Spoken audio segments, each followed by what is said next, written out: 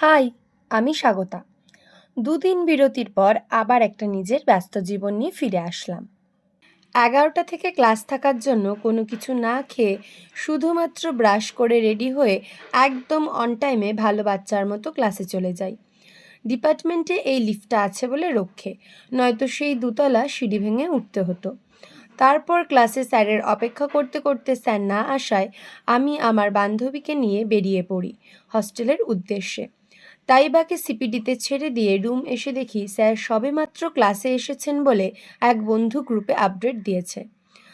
আবার ক্লাসে যেতে যেতে স্যারের বেরিয়ে যাওয়ার সময় হয়ে যাবে বলে তাই আর সেই ক্লাসটা করা হয়নি। তার কিছুক্ষণ পর আবার একটা ক্লাস থাকায় আমি দিদি একসাথেই বেরিয়ে পড়ি। দিদিকে পরীক্ষার জন্য টাটা করে স্ন্যাপে একটু ঢং করতে করতে ক্লাসে চলে যাই। পড়াশুনোর পাঠ সেই দিনের মতো শেষ করে বন্ধুর সাথে হস্টেল ফিরে আবার একটু ফ্রেশ হয়ে বর্ষা আমি চলে যাই এনএসএস অফিসে।